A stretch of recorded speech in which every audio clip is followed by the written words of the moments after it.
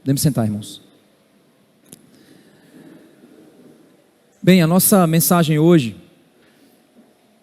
ela tem como título: Quem educa as crianças governa as nações.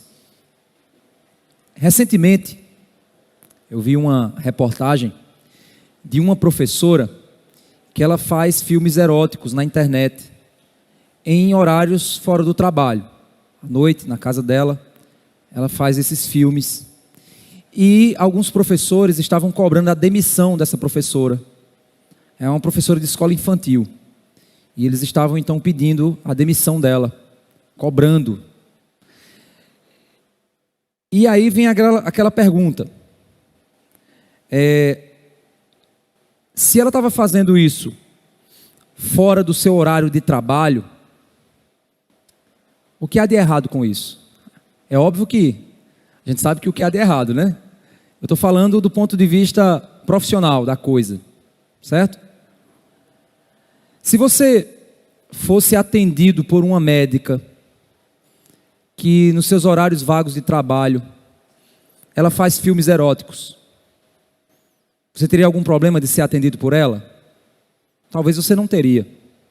Eu particularmente não teria problema de ser atendido por ela, contanto que ela não, né? Que seja realmente médica.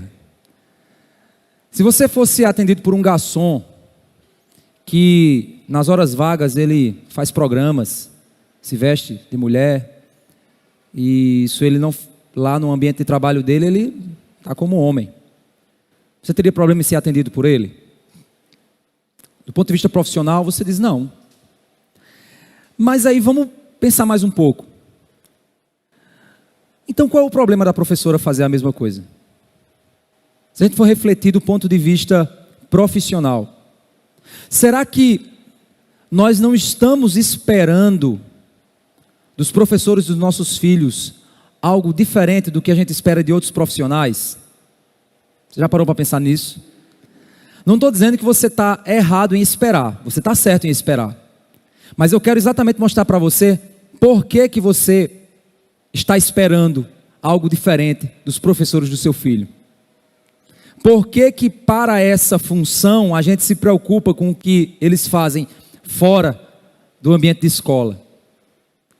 Isso não é nada mais, nada menos do que efeitos da cosmovisão cristã, efeitos da vontade de Deus sobre a criação.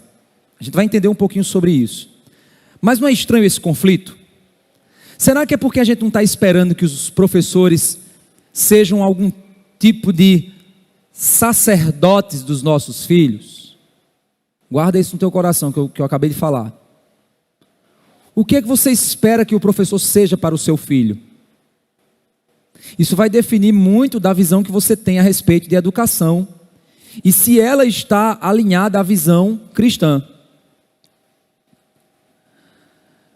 A gente aqui vai fazer algumas reflexões, tomando algumas bases, e ao mesmo tempo corrigir algumas perspectivas de cosmovisão, ou seja, de visão de mundo, a visão a respeito das coisas.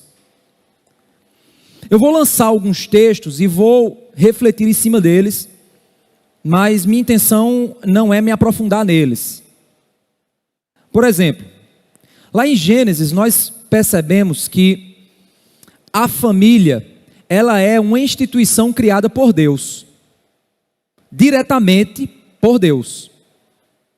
E a família é uma instituição e é a única instituição criada diretamente por Deus na criação. Casamento e depois os filhos tornam-se o núcleo básico de formação do ser humano, segundo o propósito de Deus. Não tem como escapar disso. Deus criou a família, única instituição criada diretamente por Deus, por ordenação da criação, e núcleo de formação do ser humano, o núcleo básico da sociedade, de formação do caráter de um ser humano. Isso é tão interessante que nas Escrituras nós percebemos que a família passa a ser o veículo que Deus usa para estruturar o seu plano de resgate. Quando Deus chega para Adão e Eva e diz que a semente da mulher pisaria a cabeça da serpente, isso é o proto-evangelho, ou seja, a primeira aparição do evangelho nas escrituras, apontando para Cristo, a semente da mulher, mostrando que seria a partir do nascimento, a partir do ventre de uma mulher, o Messias viria para o mundo. Quando a gente vai lá para Gênesis 12, a gente vê que Abraão, ao ser chamado para formar a partir dele a nação de Israel, ele é chamado para abençoar todas as nações por meio da semente dele, por meio da descendência dele. E é interessante você perceber que na tradução lá, algumas traduções não tem assim, mas a tradução mais exata é aquela que diz: e em ti serão benditas todas as famílias da terra. Noé é uma família escolhida para resgate da humanidade. Jesus vem em um núcleo familiar. O Salvador do mundo vem em uma família. Maria é chamada como ventre, que irá receber o Salvador. E José é responsabilizado como pai e como líder da sua casa. Ele é posto sob essa responsabilidade. Ele é cobrado por essa responsabilidade, proteger e prover sua família. Quando a gente vai lá para Provérbios, capítulo 23, vamos lá para Provérbios. Provérbios 23. Nós vemos um texto que expõe uma condição extremamente séria a respeito da educação de filhos. Provérbios 23, a partir do verso 13 e 14. Nós vemos assim, Provérbios 23, 13 e 14. Não deixe a criança sem disciplina. O processo de educação de um ser humano, na cosmovisão bíblica, ou seja, na visão cristã, na visão bíblica, ela se dá por 3 processos: intercessão, instrução e intervenção. Eu não tenho como eu trabalhar com vocês o conceito, eu vou estar só expondo o conceito. No curso de paz a gente trabalha esse conceito. Intercessão, obviamente, é porque eu tenho um processo de educação de uma criança, segundo a visão cristã, tem que passar pela oração dos pais, pela busca dos pais para com Deus. A segunda etapa do processo é a instrução. A instrução é o processo onde eu aponto o caminho que ela deve andar. Eu demonstro para ela o que é o correto. E o terceiro processo, que é a intervenção, é aquele em que eu corrijo ela. E o método de correção chama-se disciplina. Disciplinar, então, não é somente corrigir, mas disciplinar, a correção tem que ter passado pelas 2 etapas anteriores. Corrigir quem não sabe porque está sendo corrigido não é correção, é violência. Certo? Essa é a diferença. Por isso que é necessário a gente entender que o verso 13 diz: não deixe a criança sem disciplina. E aí ele vai usar alguns termos que vai parecer politicamente incorretos. Mas quando a gente compreende a cosmovisão cristã, a gente consegue matar os espantalhos que as ideologias põem sobre a Bíblia. Quando ele diz: porque se você a castigar com a vara, ela não morrerá. É óbvio que ele está falando da disciplina física. E aí você vai dizer: mas isso é violência. Existe uma diferença entre disciplina e violência. Certo? Não precisa nem tratar isso aqui. A igreja aqui sabe muito bem a diferença dessas 2 coisas. Mas ele diz o seguinte: você a castigará com a vara e livrará a alma dela do inferno. Isso é muito sério. O que esse texto está querendo dizer não é que você vai salvar seu filho com a havaiana. Não é isso. O que esse texto está querendo dizer é que uma criança que não existe intercessão, instrução e intervenção sobre a vida dela, é uma criança fadada à condenação. Pois ela não está sendo corrigida no caminho em que deve andar. E por isso, ao crescer, ela vai se desviar daquele caminho. Por isso, a gente precisa entender que parte da salvação dos nossos filhos está diretamente relacionada à educação. Os pais são responsáveis pela alma dos seus filhos. Mas e se ele crescer e se afastar? Aí é culpa dele, aí é problema dele. Mas existe uma relação de sabedoria direta entre um filho educado para a salvação e um filho sem disciplina para a condenação. Sabedoria. Um outro ponto que eu quero trazer aqui, o primeiro ponto que a gente entendeu é que a família é a célula de formação do ser humano. O segundo ponto é, os pais são responsáveis por guiar os seus filhos no caminho da salvação. O terceiro ponto, a lei de Deus, que é refletida no Antigo Testamento, nos 10 mandamentos, expressam a moral divina, expressam o que é o viver santo, o que é viver na presença de Deus. Os 10 mandamentos expressam isso. A expectativa de Deus para com o seu povo, que possa viver essa lei e por isso experimentar a boa, perfeita e agradável vontade do Senhor em suas vidas, por experimentarem essa lei. Eu vou aqui apenas apontar para você as implicações de cada mandamento. Eu não vou me aprofundar neles, mas vou apenas apontar para você as implicações. O primeiro mandamento, tudo começa com o primeiro mandamento, que estabelece que Deus deve ser visto como um único soberano Senhor. Senhor sobre tudo, soberano com todo o poder. O único, não existem outros deuses, não existe ninguém além dele, ele é o primeiro e o último, ele é o alfa e o ômega, é o princípio e é o fim, é o todo-poderoso. Primeiro ponto. Segundo mandamento estabelece que somente o Senhor é o nosso provedor de satisfação. Ele é a fonte de proteção, ele é a fonte de alimento. Qualquer confiança em outras coisas criadas por ele estabelece o pecado da idolatria. Somente Deus deve ser o nosso alvo de adoração e serviço. Terceiro mandamento estabelece que o nosso relacionamento com Deus deve ser um relacionamento de respeito para o ser de Deus. Não falarás o nome dele em vão. Não é como algumas pessoas interpretam, que você aí tem que falar dos. Tira o para não falar Deus, porque falar o nome dele em vão. Tem, gente, doutrinas aí que vai dos, falar com dos. Para não dizer o nome de Deus em vão, eu tiro uma letra para não pronunciar. Isso é legalismo, isso não tem nada a ver, isso não é o princípio. O princípio é, não falte com respeito ao nome do Senhor. Respeite o ser e o nome dele. Quarto mandamento estabelece a nossa forma de culto ao Senhor, por meio da teologia do descanso. Eu estou até preparando uma mensagem para trazer aqui para vocês, a teologia do descanso. O quinto mandamento estabelece a nossa honra aos pais, como fonte de autoridade em nossa vida, autoridade dada por Deus a eles. E é o único mandamento que a Bíblia diz que é um mandamento com promessa.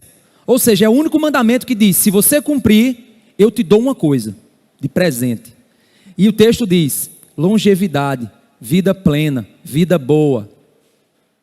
Você já viu algum filho desobediente aos pais, rebelde e que desonra os pais, prosperar na sua vida? Eu só vi o cara se dando mal.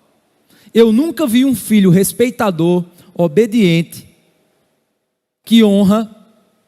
Eu nunca vi um filho assim se dar mal, no sentido de se envolver com coisas perversas. O sexto mandamento nos ensina a valorizar a dignidade da vida. A vida deve ser respeitada, não matarás. O sétimo nos ensina a valorizar a intimidade, a exclusividade e o compromisso do casamento, que é o início da família. Não adulterarás. O oitavo mandamento nos ensina a respeitar a propriedade dos outros. O que não é meu, não é meu. O que é dele, é dele. Eu não devo me apossar daquilo que não é meu. Propriedade privada. Nono mandamento, aí é não roubarás. O nono mandamento nos ensina a viver sobre a luz da verdade em nossos relacionamentos. Ou seja, diz para você, estabeleça relacionamentos à luz da verdade. Não dirás falso testemunho. Não torne a mentira um instrumento de relacionamento com o próximo, mas viva a partir da verdade, dos fatos, daquilo que de fato é. E o 10º mandamento é uma advertência. É uma advertência que nos diz o seguinte: o coração é enganoso. Cuidado com os desejos desregrados do seu coração. Não deseje o que não te pertence. Não deseje o que Deus não quer te dar. Ou seja, cuidado com a cobiça. Esse é o 10º mandamento. Um fato importante, quando a gente observa então essa estrutura da lei, da moral de Deus, do que Deus espera do seu povo, é que os 4 primeiros mandamentos estabelecem o nosso relacionamento com Deus. O 5º mandamento estabelece o nosso relacionamento com os nossos pais. Do 6º ao 9º mandamento estabelece o nosso relacionamento com os outros. E o 10º mandamento estabelece o nosso relacionamento com o nosso coração. Na estrutura dos 10 mandamentos, o 5º mandamento é o mandamento que está entre os mandamentos de relação com Deus e os mandamentos de relação com o mundo. O meu relacionamento com os meus pais é o elo entre o meu relacionamento com Deus e o meu relacionamento com o meu próximo. Os pais são a figura inicial de autoridade sobre a vida dos filhos. Um filho pequeno, ele não obedece a Deus, ele obedece aos pais. E os pais que educam sob a disciplina do Senhor, levam os seus filhos ao obedecê-lo, obedecerem a Deus e serem ensinados a, quando ficarem maiores, a aprenderem da mesma forma que respeitam a autoridade dos pais, respeitem a autoridade divina. Por isso que essa estrutura está aqui. Nós não vemos em nenhum mandamento a ideia dada de respeito a uma autoridade no lugar dos pais, como Estado, igreja, escola, emprego. Nós não vemos nenhum mandamento estabelecendo esse tipo de autoridade. Mostrando então que lá no Éden, a família, a instituição criada por Deus, é relembrada nos 10 mandamentos como a instituição da qual o primeiro relacionamento de autoridade humana é para com os pais. Onde uma criança aprende submeter-se à autoridade? Pais. Onde a criança aprende os limites que a autoridade estabelece? Os pais. Os primeiros relacionamentos éticos que a criança tem é para com os pais. E essa é a estrutura criada por Deus.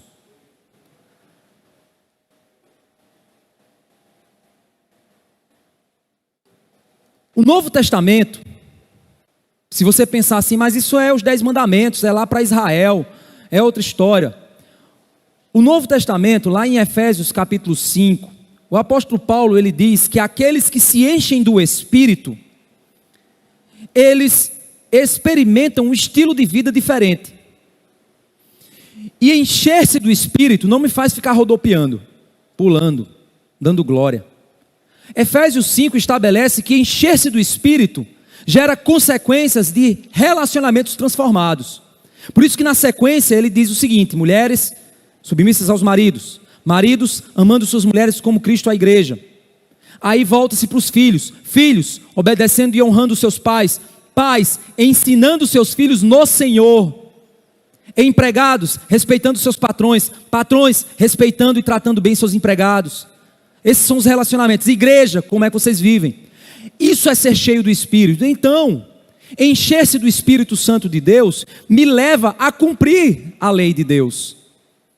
Então não é uma coisa para Israel, é uma coisa para aqueles que estão sendo em si formados à imagem de Cristo. Tirando esse ponto agora, vamos pensar num outro ponto. Lá em Romanos capítulo 13, o apóstolo Paulo, ele descreve o papel do Estado. E ao descrever o papel do Estado, ele estabelece 2 missões. Primeira missão, O Estado detém a espada da justiça. O que é a espada da justiça? O Estado não é a justiça. Ele é o executor da justiça. Ele é aquele que, ao executar a justiça, ele vai refrear o mal e honrar o bem. Esse é o papel do Estado. Executar a justiça, ter a espada da lei. Um outro papel que o Estado recebe é o papel de administrar o bem público por meio dos impostos. Para que eu pago o imposto? Para a prefeitura cuidar da praça, cuidar da rua, cuidar do hospital. Não sou eu que cuido dele, é o Estado quem cuida dessas estruturas comunitárias. Isso é um papel do Estado. Apenas isso. Não é responsabilidade do Estado assumir a educação dos meus filhos. Não é o papel do Estado fazer isso. E qualquer pessoa que se diga cristã e acredita nisso ou ensina isso, ela está sendo anticristã. Jesus, ele disse que devemos dar a César o que é de César e a Deus o que é de Deus. Por isso nós pagamos impostos, respeitamos a administração pública, respeitamos as leis, mas a família não é do Estado. A família é de Deus. Criação de Deus. Nossos filhos não pertencem ao Estado, mas Deus nos responsabilizou por elas. Se queremos delegar ao Estado, devemos saber que seremos cobrados por Deus. Se queremos delegar a alguém a formação humana de nossos filhos, devemos entender que seremos cobrados da mesma maneira por Deus. Não estou dizendo que você não pode delegar determinadas questões da formação do teu filho, porque você não sabe de tudo, é claro. Um especialista pode me ensinar determinada coisa ao meu filho? Pode. Mas isso não isenta a responsabilidade que você tem sobre a educação do seu filho, porque não é o Estado que vai responsabilizar-se por ele. Deus cobrará a formação dos nossos filhos de nós. E por isso, se você quer delegar para alguém, você precisa saber qual tipo de valor o seu filho está recebendo. Será que esses valores estão de acordo com a visão de mundo que a palavra de Deus ensina? Para isso, a gente vai agora compreender um texto que nos dá a base da formação de um ser humano, segundo a vontade, segundo o propósito de Deus. Vamos lá para Deuteronômio 6. Antes de chegar em Deuteronômio 6, a gente vai dar uma trabalhada no texto, no livro. O livro de Deuteronômio, ele é o 5º livro do Pentateuco. Ou seja, Moisés escreveu 5 livros. Esses 5 livros é toda a base civil e moral da nação de Israel. E a sombra da moralidade eterna de Deus, que aponta para a salvação em Cristo. É a Constituição de Israel. O 5º livro, Deuteronômio, é o livro que expressa as últimas palavras de Moisés antes da morte. E isso ocorreu antes do povo atravessar o rio Jordão, para estabelecer-se na terra de Israel. Quando eles atravessaram o Jordão, ali eles iam se estabelecer, iam se tornar uma nação com uma cidade, uma nação com um local para morar. Porque antes eles eram peregrinos. Então, essas palavras de Moisés, elas foram aquelas últimas recomendações antes da morte. Dizer o seguinte: deixa eu dizer para vocês o que é importante antes de eu partir. E nós vemos isso do verso 1 ao verso 3. Quando ele diz: são estas as palavras que Moisés falou a todo Israel, a leste do Jordão, no deserto. Aí ele vai dando uma lista de lugares, que estabelece exatamente em que local esse discurso aconteceu.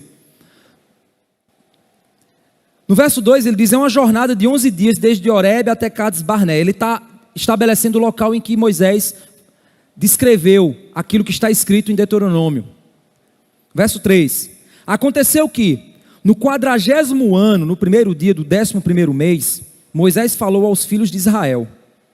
Ou seja, no 40º ano, 40 anos depois da saída do Egito, Moisés falou o que Deuteronômio está dizendo.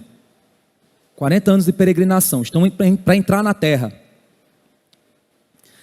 Moisés falou aos filhos de Israel, segundo tudo o que o Senhor lhe havia ordenado a respeito deles. Ele falou tudo o que Deus havia ordenado para ser ensinado ao povo a respeito do que o povo tinha que fazer. Aí, daqui até o capítulo 5, até o final do capítulo 4, Moisés, até o início do capítulo 4, Moisés, ele faz um resumo dos principais momentos da peregrinação no deserto. Como se dissesse assim, deixa eu mostrar para vocês de onde é que a gente saiu, para onde é que a gente está indo. Aí ele foi mostrando. No capítulo 1, do verso 9 ao verso 13, ele mostra que para ele liderar o povo sozinho, era uma grande responsabilidade para ele, e ele não tinha essa capacidade humana de fazer isso. Então Deus chamou ele para dividir a carga dessa responsabilidade, ensinando esses homens a ensinarem a lei. No capítulo 4, verso 1 e 2, Moisés diz assim: agora, pois, ó Israel, ouça os estatutos e os juízos que eu lhes ensino, para que vocês os cumpram, para que vivam, entrem e tomem posse da terra que o Senhor, o Deus de seus pais, está dando a vocês. Ou seja, ouçam a lei de Deus e cumpram essa lei na terra que vocês vão estar, para vocês se tornarem a nação de sacerdotes que Deus quer. Verso 2: não acrescentem nada à palavra que eu lhes ordeno, nem diminuam nada dela, para que vocês guardem os mandamentos do Senhor, o Deus de vocês, que eu lhes ordeno.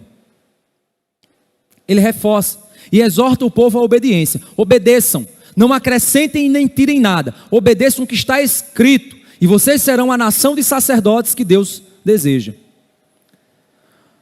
É necessário a gente entender que o propósito de Deus para a nação de Israel é que ela fosse uma nação de sacerdotes. O que significa isso? O sacerdote é aquela pessoa que, quando alguém tem alguma demanda para com Deus, essa pessoa vem até o sacerdote e o sacerdote apresenta a demanda da pessoa para Deus. O profeta é aquele que Deus tem uma demanda e apresenta para ele, e ele fala para o povo a demanda de Deus.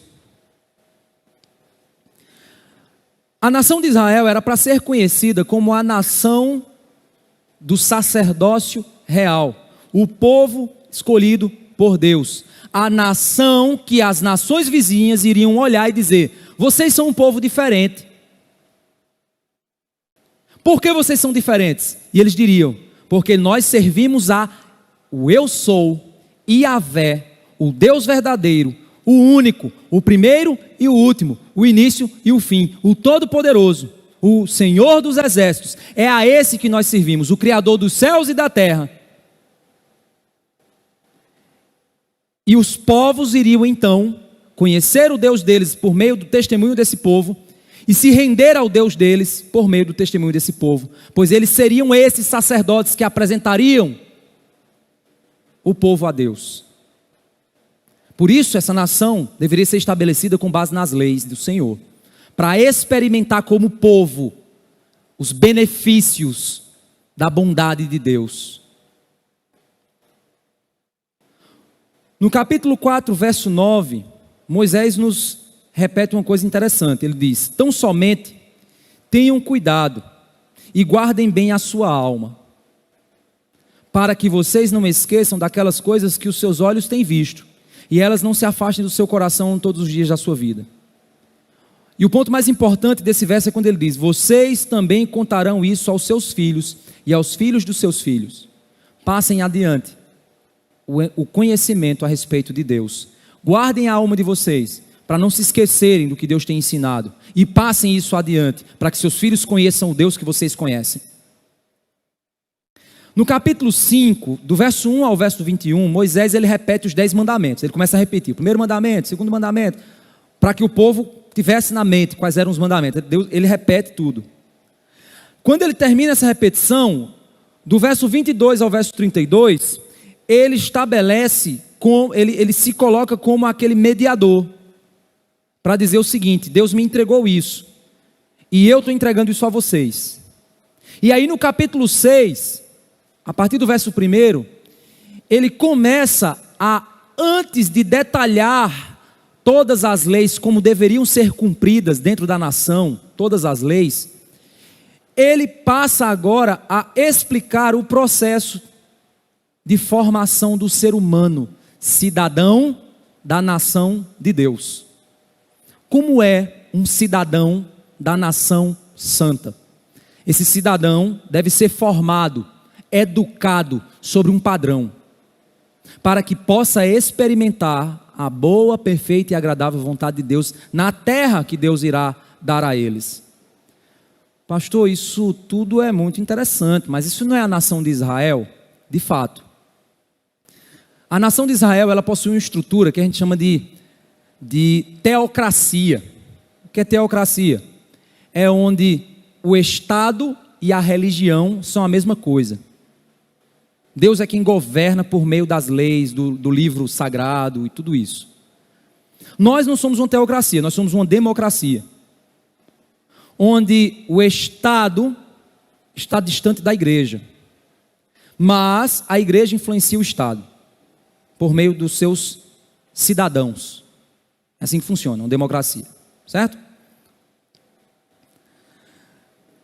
Nós, porém, somos igreja de Cristo. E segundo Pedro nos diz, nós somos sacerdócio real, nação santa, povo escolhido de Deus, para mostrar nos séculos vindouros a suprema riqueza e a bondade do Senhor para com todos aqueles que amam a Deus. Nós, através de nós mostramos ao mundo a bondade de Deus. Então, mesmo não sendo nós Israel como nação, nós somos espiritualmente sacerdotes, para apontar ao mundo, por meio do sal e da luz, as boas obras, como Jesus diz em Mateus capítulo 5, para que os homens vejam suas boas obras e glorifiquem o Pai de vocês que está nos céus, pelo estilo de vida que vocês vivem, pela verdade que vocês experimentam. Ou seja, observar o processo de formação e educação de um ser humano, educado para a nação de Israel, possui a mesma aplicação para a formação do processo de um crente em Cristo Jesus. Por isso que Deuteronômio capítulo 6, ele começa a nos apresentar que processo é esse. Antes, depois do capítulo 6, verso 1 ao 9, depois do verso 9, ele começa a detalhar como essa lei deveria ser vivida dentro da nação, na prática. Mas o princípio da educação está presente aqui. Como formar sacerdotes? Como formar sacerdotes? Capítulo 6, verso 1.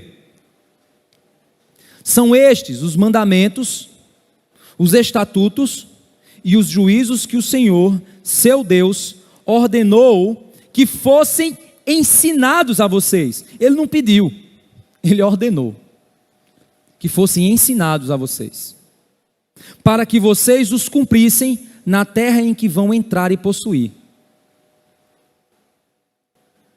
Verso 2: para que durante todos os dias da sua vida, vocês, os seus filhos, os filhos dos seus filhos, temam o Senhor, seu Deus, e guardem todos os seus estatutos e mandamentos que eu lhes ordeno, para que os seus dias sejam prolongados.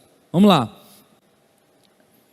Para que os seus dias sejam prolongados, que é a ideia de prosperidade, de vida na presença de Deus, que não é prosperidade financeira ou material, não é isso, é vida na presença de Deus.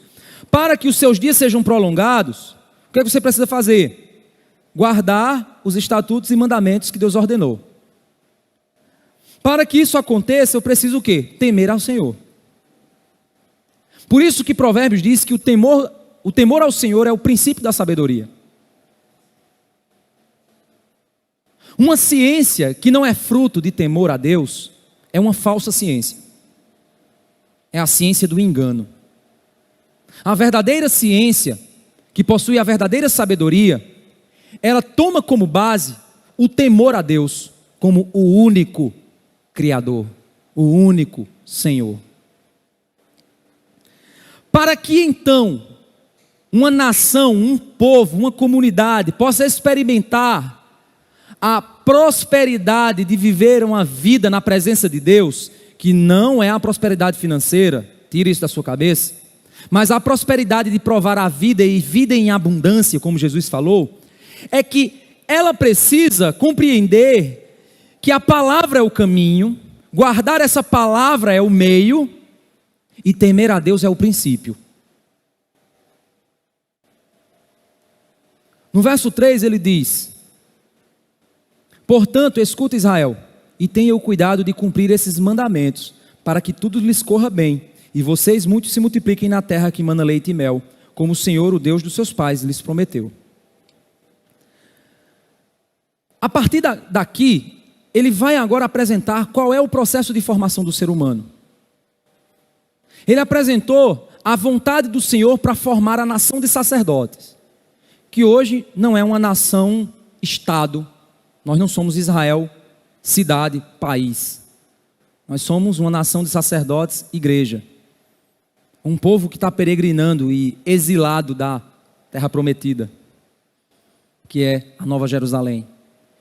E enquanto estamos aqui na, entre aspas, Babilônia, como exilados, devemos viver aqui para a glória de Deus, como sacerdotes do Senhor, para apresentar aos povos que estão ao nosso redor a sabedoria do nosso Deus.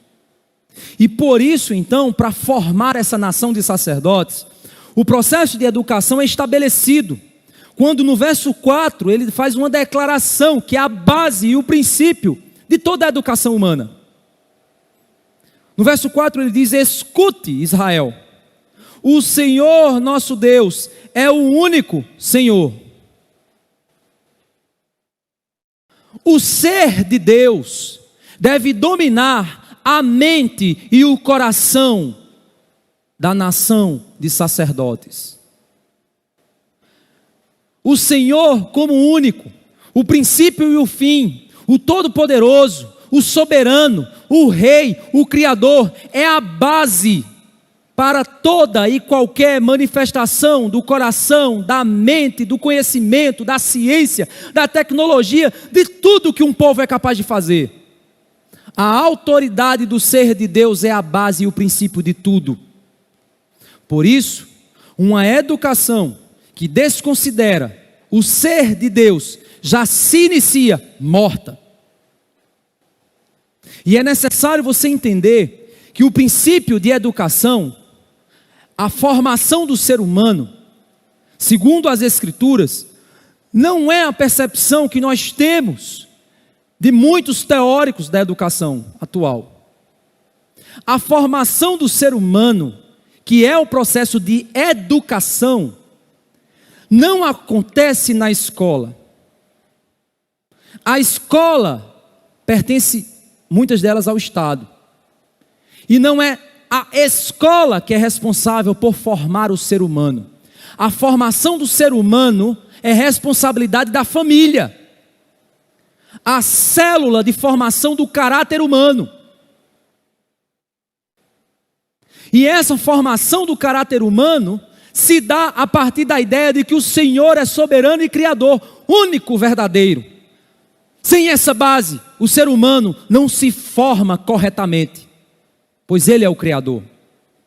Ele se deforma por causa do pecado.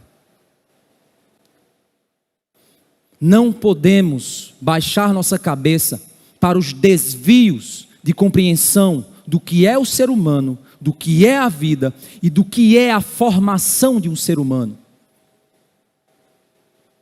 O problema da educação atual é porque ela acha que formar o ser humano é apenas informá-lo.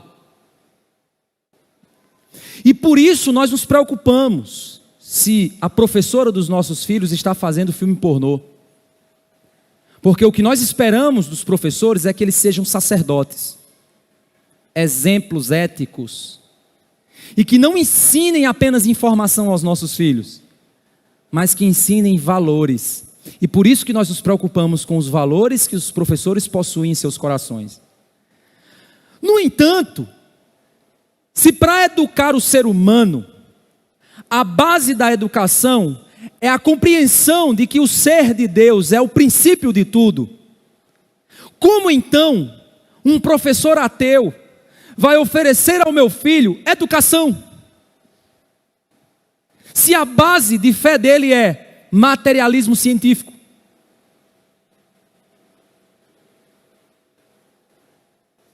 Esse é o problema. E aí você diz, não, mas vai funcionar. Vai olhar os índices da educação atual. Sabe por quê? Porque nós passamos a acreditar que a educação se faz na escola. E passamos a entregar os nossos filhos manhã, tarde e noite nas escolas. E os professores acham então, muitos deles, que educar é apenas informá-los. Por quê? Como podem existir valores morais se a minha visão de mundo é de que tudo é relativo? O que é certo para mim é errado para você. Então eu vou ensinar seu filho o quê? Que o que um acha que é certo, o outro acha errado, é relativo.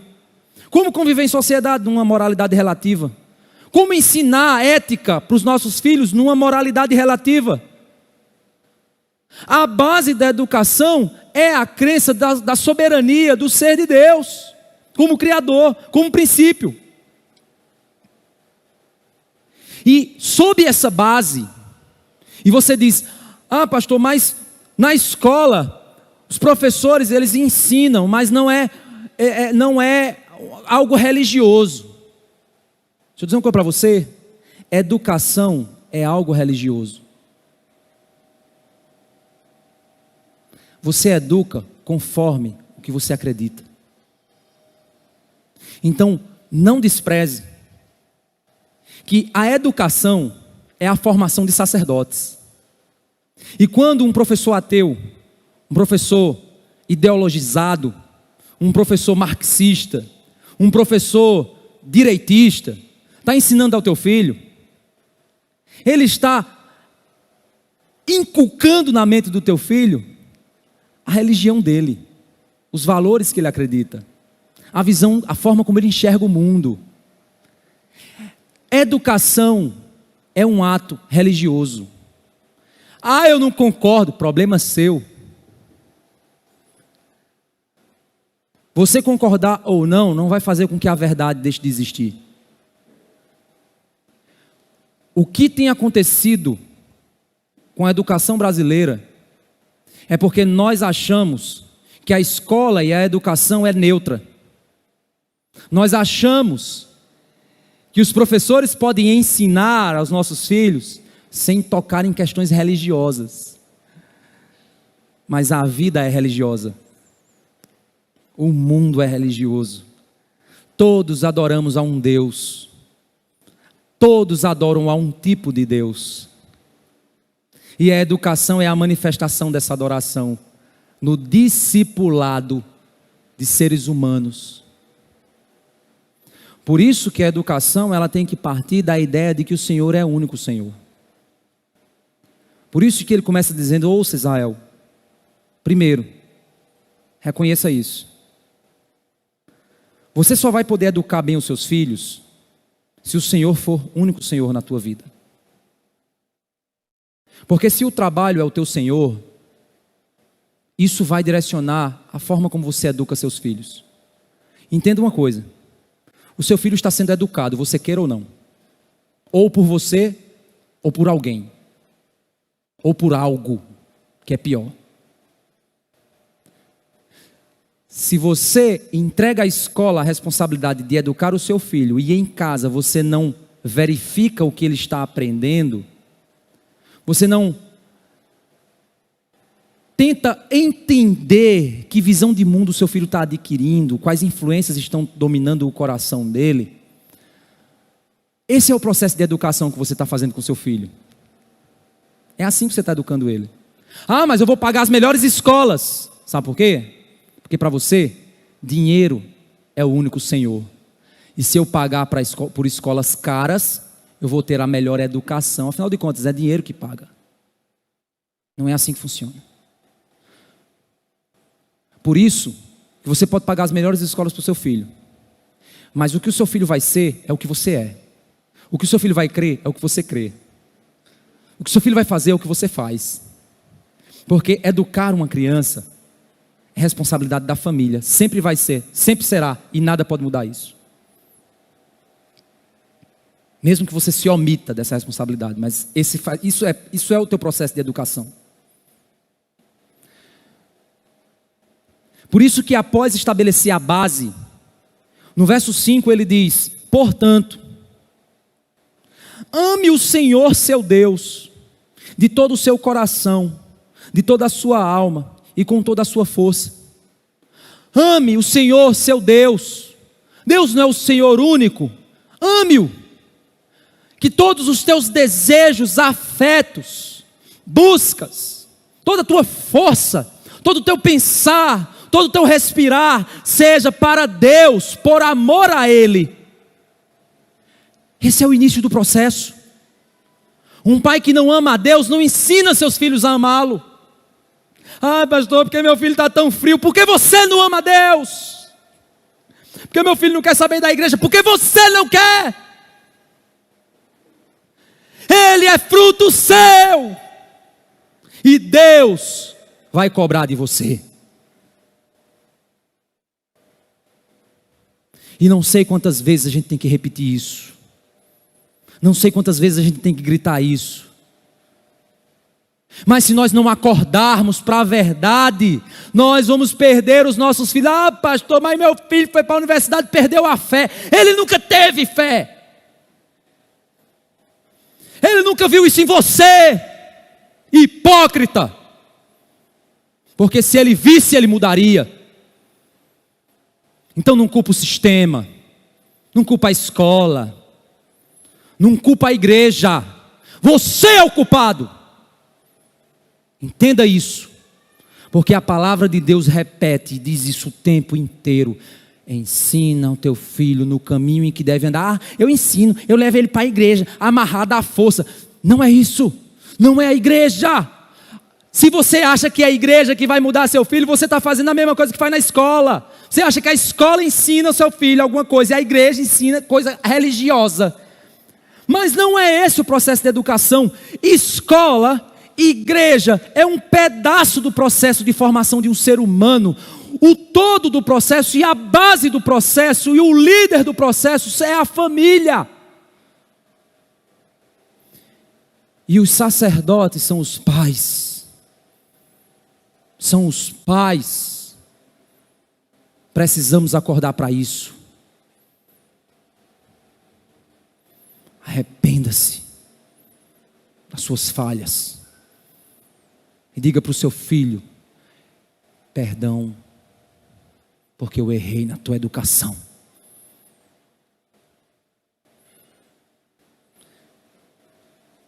Ame o Senhor. Mas eu amo, Jesus disse. Quem me ama, obedece os meus mandamentos. Como é que tem sido tua vida cristã? Como é que você tem levado em consideração a palavra e as verdades da palavra de Deus na tua vida, no teu casamento, no teu trabalho? Como é que você tem levado? Bem, pastor, mas você pelo menos sabe o que é que a palavra de Deus cobra de você no teu trabalho, no teu casamento? Você pelo menos sabe o que é? Sei não, já é errado, já errou. Já começou errado. Mas eu amo, pastor. 1 João diz: aquele que diz que ama a Deus, mas não ama seu irmão, é mentiroso. Ou seja, é hipócrita. Como é que está a tua comunhão com a igreja? Como é que está a tua comunhão com os irmãos? Você serve de alguma maneira para benefício de alguém, por amor a alguém? Não, pastor. Então você é um hipócrita. Você não ama a Deus. Amar a Deus não é mandar carta de amor, cantar lindo, lindo, lindo és, glória, glória. Não é isso não. Até os meninos vão cantar, né, essa música. Não é isso. Amar a Deus é viver para Ele, por Ele e por meio dEle. Não é ser perfeito, porque não somos. Mas é lutar com todas as forças, com todo o entendimento, com todo o coração.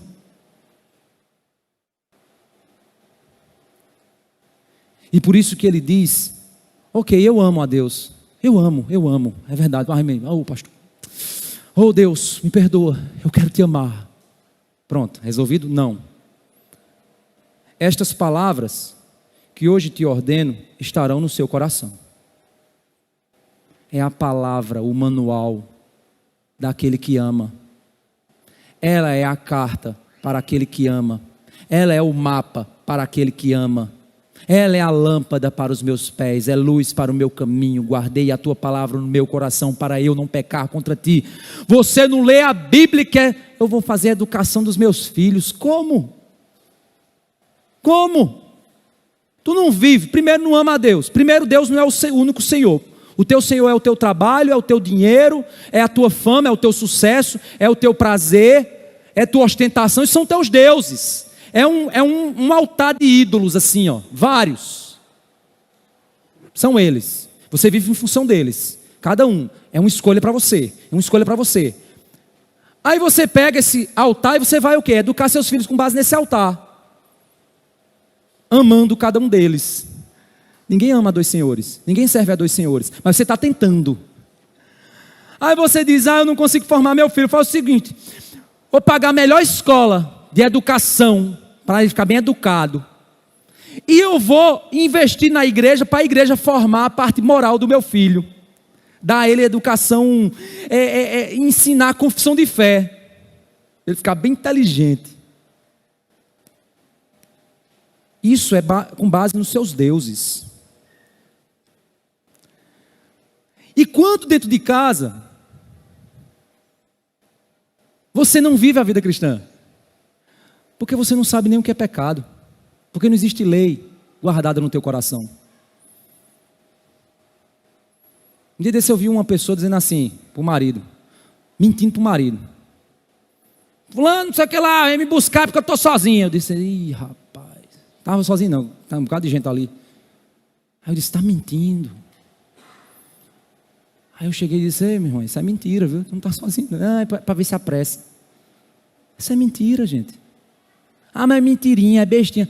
Isso é prática. Não existe nenhum mínimo de pensamento para dizer assim, tudo bem, é uma mentirinha, mas é mentira, é verdade, isso não dá certo. Não é assim que eu vou caminhar.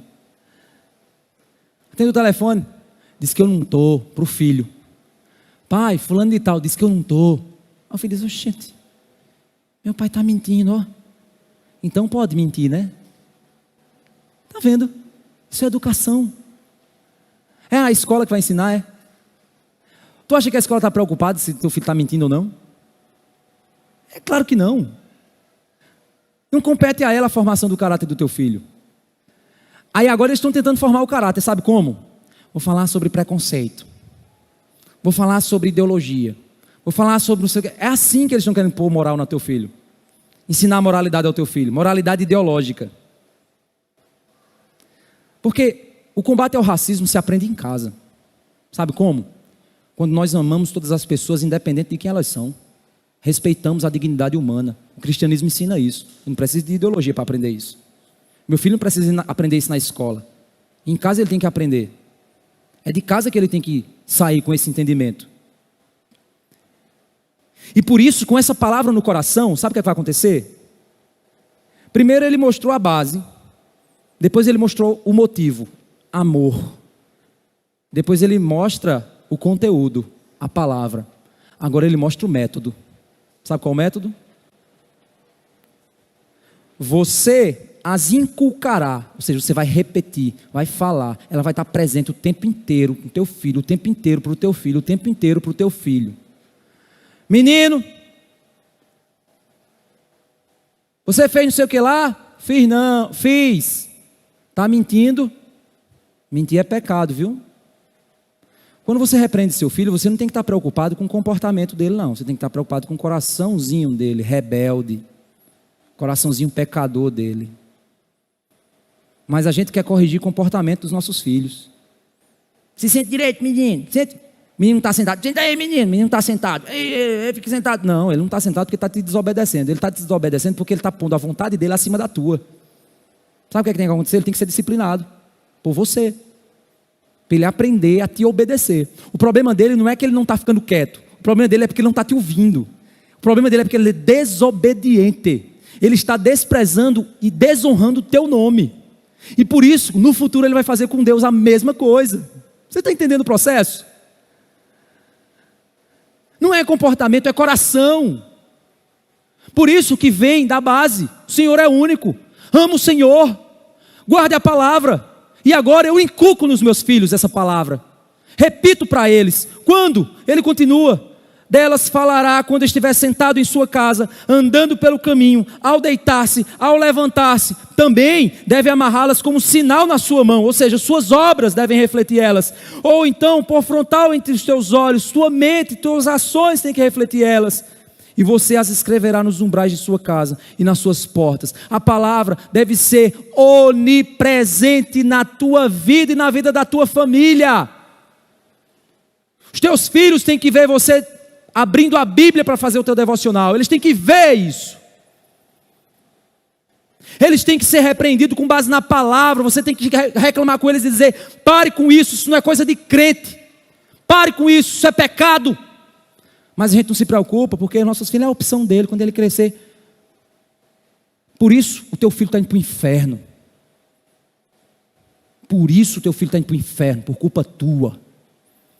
Está entendendo? E se você diz: pastor, e agora o que eu faço? Primeiro arrependa-se. Assuma o Senhor como único na tua vida. Ame o Senhor com todo o teu coração. Derrame-se na presença dEle. Guarde a palavra dEle em teu coração. E faça dessa palavra uma presença constante na tua vida, no teu diálogo com os teus filhos. Uma vez eu estava no trânsito e parou o carro, aí chegou um rapaz para pedir dinheiro, e aí eu vi que o braço dele estava roxo aqui, né? Provavelmente o uso de drogas. Pediu, eu disse: rapaz, eu quero um dinheiro aí para eu comprar uma comida. Eu disse: rapaz, dinheiro eu não tenho não, cara. Rapaz, me deixar passando fome. Eu disse: mas tu quer comprar comida mesmo? O cara disse: rapaz, besteira. Aí saiu, né? Aí Lazinho estava comigo, a gente estava indo pro esporte. Aí ele disse: rapaz, por que aquele homem estava desse jeito? Aí eu disse: sabe por quê, meu filho? Provavelmente ele tinha pais que apontavam para ele o caminho, mas ele não quis ouvir os pais. Ele provavelmente foi um filho que desrespeitou seus pais, desobedeceu seus pais, começou a dar ouvido aos amigos, deixou de querer seguir aquilo que era correto na vida. E depois, essas amizades e essa desobediência conduziu ele para as drogas. E ele hoje está vivendo assim. Por isso que a Bíblia diz, meu filho, que a gente tem que honrar os nossos pais, obedecê-los, para que isso não aconteça com a gente. Uma pergunta simples, mas eu lembrei a ele da responsabilidade de obedecer, de honrar, do que a palavra nos ensina. A palavra deve estar constantemente em nosso coração, em nosso diálogo, em nossa casa, em nossa família. Isso é educação de um ser humano. Por isso que você dizer que educação é a escola que dá, você não sabe o que é educação. Você não sabe o que é educação humana. Você não sabe o que é formar um ser humano. Para que a escola forme um ser humano, ela tem que ir nos valores. Nós somos seres morais. E se a escola tem que ir nos valores, que valores morais a escola vai ensinar aos nossos filhos? Com base em que moral ela vai ensinar? Na moral ateísta? Na moral muçulmana? Não, na moralidade, vamos ver, qual moralidade? Qual base moral? Não, tudo é relativo. Não há certo nem errado. Não há verdade nem mentira. Tudo é verdade. Oxê, que moral pode vir disso? Que confusão vem disso? É isso que está sendo ensinado.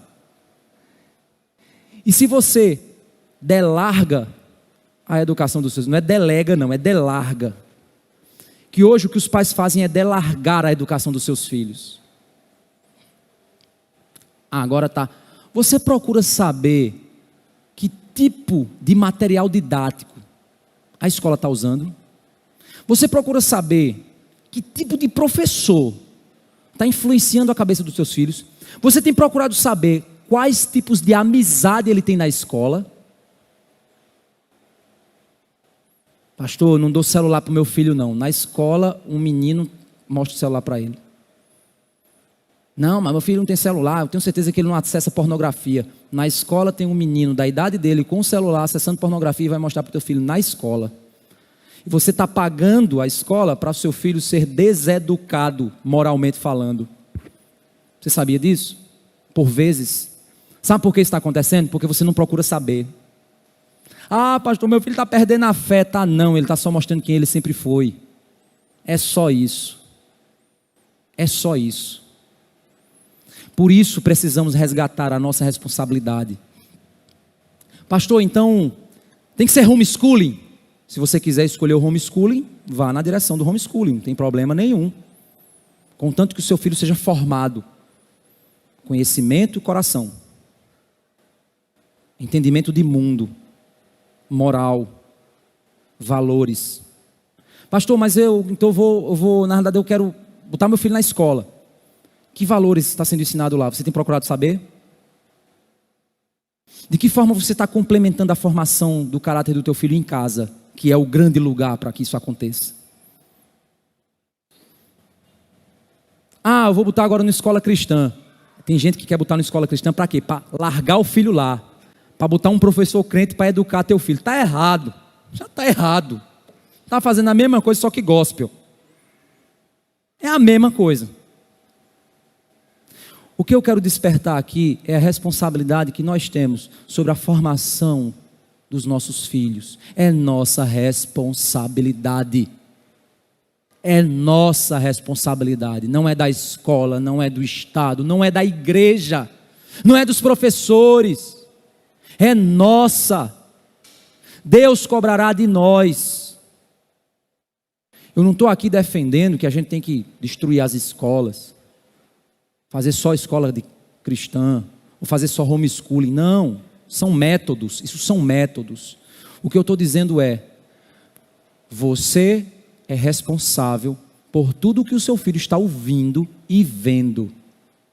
Ah, mas eu não estou lá na escola. Problema seu, meu camarada. Quem mandou ser pai? Quem mandou ser mãe? Mas eu não tenho controle. Problema seu, vai interceder. Vai conversar com ele. Vai procurar saber o que está acontecendo. Com essas aulas online é uma maravilha, porque às vezes eu chego e fico atrás do computador, e ela lá assistindo a aula e eu lá, só ouvindo o que o professor está dizendo.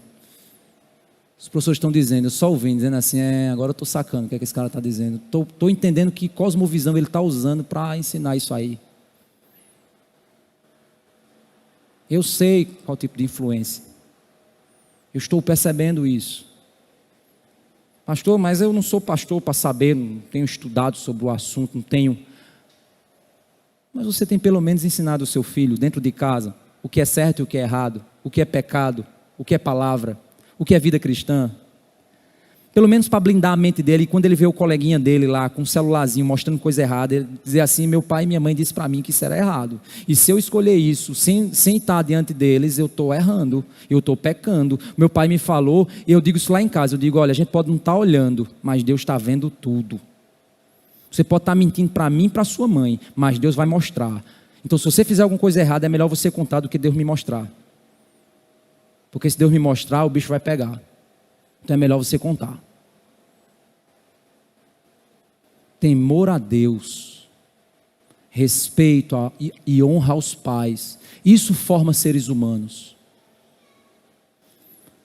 Que Deus nos ajude, irmãos, a despertar para essa realidade. A gente precisa resgatar essa responsabilidade. e Deus está conosco para isso. Amém?